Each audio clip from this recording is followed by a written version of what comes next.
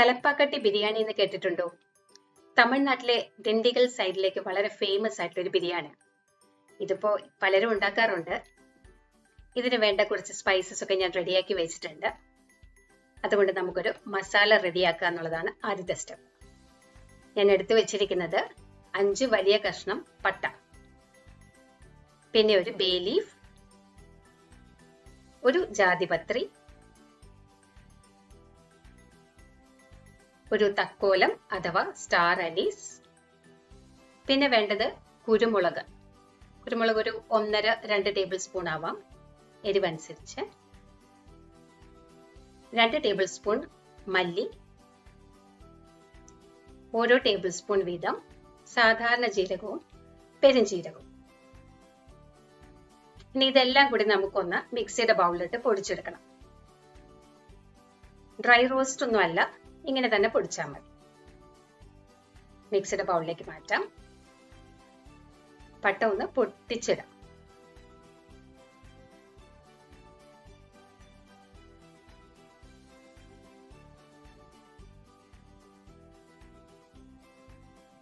ഇതൊരു ഡിഫറെന്റ് ഫ്ലേവറിലുള്ള ബിരിയാണിയാണ്. എല്ലാവരും ഒന്ന് ട്രൈ ചെയ്തിട്ട് അഭിപ്രായം പറയണം കേട്ടോ. 2 സംഗതികൾ ഞാൻ മറന്നുപോയി. 4-5 ഏലക്ക, അല്പം ഗ്രാമ്പൂ, ഒരു 8-10 ആവാം. ഇതുകൂടി ഇതിന്റെ കൂടെ ചേർക്കാം. ഇതെല്ലാം കൂടി ഞാൻ പൊടിച്ചു വെച്ചിട്ടുണ്ട്. ഇനി മിക്സിയുടെ ബൗളിലേക്ക് അല്പം വെറ്റ് ഐറ്റംസ് നമുക്ക് അരച്ചെടുക്കാം. ചുവന്നുള്ളി കുറച്ച് ധാരാളമായിട്ട് വേണം. ഇതിന് സവാള ആവശ്യമില്ല. സാധാരണ നമ്മുടെ ബിരിയാണിയിലൊക്കെ സവാളയാണല്ലോ കൂടുതൽ. ഞാനിപ്പോ ഒരു ഏകദേശം 30ഓളം ചുവന്നുള്ളി ഇട്ടിട്ടുണ്ട്. 2 കുടം വെളുത്തുള്ളി ഉണ്ട്. ഇത് ഒരു വലിയ കഷ്ണം ഇഞ്ചി ഒന്ന് മുറിച്ചിടാം.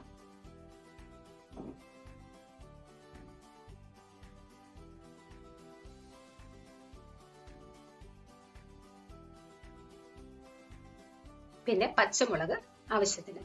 കുരുമുളക് നമ്മൾ ചേർക്കുന്നുണ്ട്, എന്നാലും ഞാനൊരു 4 പച്ചമുളക് ചേർത്തിട്ടുണ്ട്.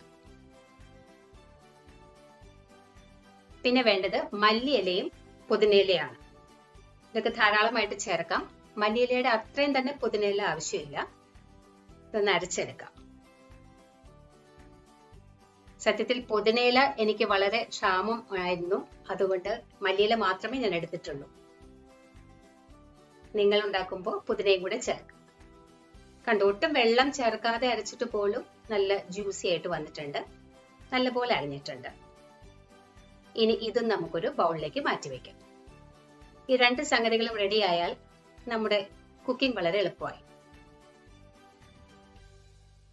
ഞാനൊരു വലിയ പാത്രം അടുപ്പിൽ വെച്ചിട്ടുണ്ട്. നല്ല കട്ടിയുള്ള പാത്രമായിരിക്കണം. ഇതിൽ നമ്മൾ ഓയിലും നെയ്യും കൂടെ മിക്സ് ചെയ്തിട്ടാണ് ഉപയോഗിക്കുന്നത്. നെയ്യ് മാത്രമാണെങ്കിലും കുഴപ്പമില്ല, അതല്ല ഓയിൽ മാത്രമാണെങ്കിലും കുഴപ്പമില്ല. ഞാനിപ്പോ ഒരു 2 ടേബിൾ സ്പൂൺ ഓയിലും 2 ടേബിൾ സ്പൂൺ നെയ്യും ചേർത്തിട്ടുണ്ട്. അത് ചൂടായപ്പോ ആദ്യം ഈ അരച്ചു വെച്ചിരിക്കുന്നത് അതിലേക്ക് ഇട്ട് കൊടുക്കാം. ഈ അരപ്പിന്റെ പച്ചമണം മാറുന്നത് വരെ നല്ല പോലെ വഴറ്റി കൊടുക്കണം. ഇതിൽ വെളുത്തുള്ളിയും ഇഞ്ചിയും ഒക്കെ ഉള്ളതാണല്ലോ. ഇതെല്ലാം ഒന്ന് മൂത്ത് വരും. ഈ പച്ച കളറൊക്കെ മാറി ഒരു ലൈറ്റ് ബ്രൗൺ ഷെയ്ഡിലേക്ക് വരും. ഏകദേശം റെഡി ആയിട്ടുണ്ട്. ഈ സമയത്ത് നമുക്ക് നമ്മുടെ പൊടിച്ചു വെച്ചിരിക്കുന്ന മസാല ചേർക്കാം.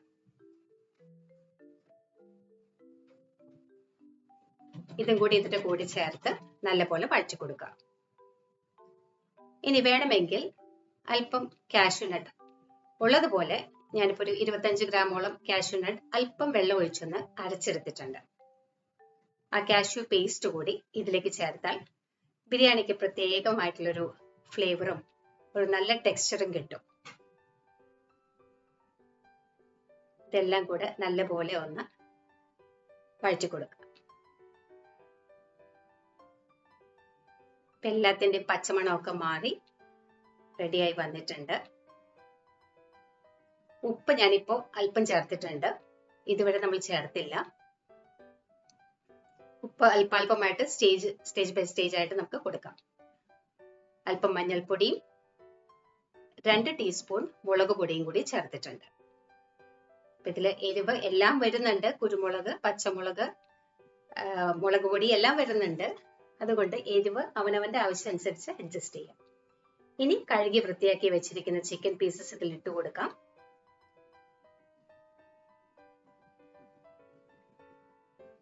ഇതിപ്പോ ഏകദേശം ഒരു 1.5 കോഴിയുടെ മീറ്റ് ഉണ്ട്.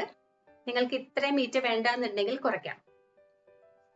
നല്ല പോലെ ഈ മസാല എല്ലായിടത്തും വരുന്ന വിധത്തിൽ ഒന്ന് വഴറ്റി കൊടുക്കും. വേണമെങ്കിൽ അല്പം വെള്ളവും കൂടി ഒഴിച്ചൊന്ന് വഴറ്റാം.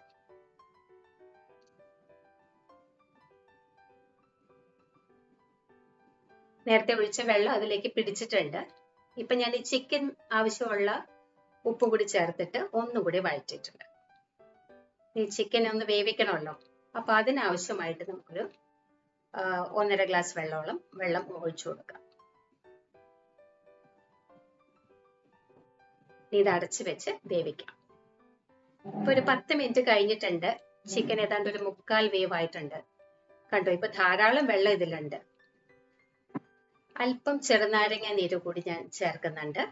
1/2 മുറി ചെറുനാരങ്ങയുടെ നീര് അതും കൂടി ചേർത്ത് നല്ലപോലെ ഒന്ന് മിക്സ് ചെയ്യാം. ഇനി നമ്മൾ ഇതിൽ തന്നെയാണ് ചോറ് വേവിക്കുക.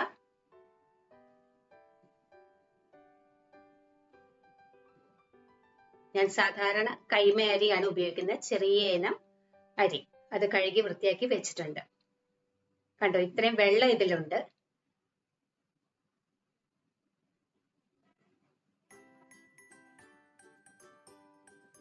ഇനി ചെയ്യേണ്ടത് എന്താന്ന് വെച്ചാല്, വെള്ളം നമുക്ക് അരിക്ക് കറക്റ്റ് ആയിട്ട് വരണം. അതായത് 1 ഗ്ലാസ് അരിക്ക് 2 ഗ്ലാസ് വെള്ളം എന്ന കണക്കിന്. അപ്പൊ നിങ്ങൾക്ക് ഇത് എത്ര വെള്ളം ഉണ്ടെന്ന് കറക്റ്റ് അറിയില്ലെന്നുണ്ടെങ്കിൽ ചിക്കൻ പീസസ് മാറ്റിയിട്ട് ഒന്ന് അളന്ന് നോക്കണം. ഗ്രേവി എത്രയുണ്ടെന്ന് അളന്ന് നോക്കി ബാക്കി വെള്ളം കൂടി ചേർത്തിട്ട് വേണം അരി ഇടാൻ. ഞാനിപ്പോ ഇതൊരു ഏകദേശ കണക്കിനാണ് ഇട്ടിരിക്കുന്നത് അരി. ഞാനിത് 3 കപ്പ് അരി ഇട്ടിട്ടുണ്ട്. അപ്പോൾ 6 ഗ്ലാസ് വെള്ളം ഉണ്ടാവും എന്നുള്ളൊരു കാൽക്കുലേഷനിലാണ് ചെയ്യുന്നത്. നമുക്ക് നോക്കാം. ഇങ്ങനെ ചെയ്യാൻ ധൈര്യമില്ലെങ്കിൽ ഞാൻ നേരത്തെ പറഞ്ഞ പോലെ തന്നെ ചെയ്യും. ഇനി ഇത് അടച്ചു വെച്ച് വേവിക്കാം.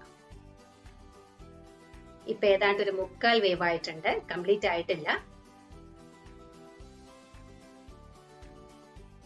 ഇനി നമുക്ക് ഇതൊന്ന് ദം ഇടുകയും കൂടി ചെയ്താൽ വേവ് കംപ്ലീറ്റ് ആകും. നമ്മുടെ ബിരിയാണി റെഡി ആവുകയും ചെയ്യും. കാണുമ്പോൾ ഒരുപാട് സ്പൈസി ആണെന്നും മസാല കൂടുതലാണെന്നും ഒക്കെ തോന്നും. ഒട്ടുമല്ല.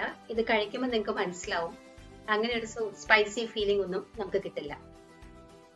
ഞാനൊരു ദോശക്കൽ അടുപ്പിൽ വെച്ചിട്ടുണ്ട്. ഇതിന്റെ മുകളിലാണ് ദം വെക്കാൻ പോകുന്നത്.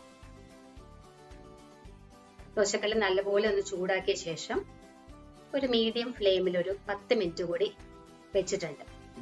നന്നായി ടൈറ്റ് ആയിട്ട് ഇരിക്കാൻ വേണ്ടിയിട്ട് ഞാനൊരു ഇടിയൻ അതിന്റെ മുകളിൽ കയറ്റി വെച്ചിരിക്കുകയാണ്. അതാ ദം തുറന്നപ്പോൾ ഉള്ള കാഴ്ചയാണ് നിങ്ങളിപ്പോ കാണുന്നത്.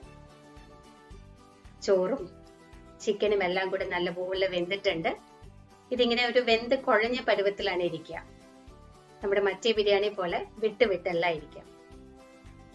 അപ്പൊ സ്വാദിഷ്ടമായ ഈ തലപ്പാക്കട്ടി ബിരിയാണി എല്ലാവരും ഒന്ന് ട്രൈ ചെയ്ത് നോക്കൂ. എന്നിട്ട് കമന്റ്സ് അറിയിക്കൂ.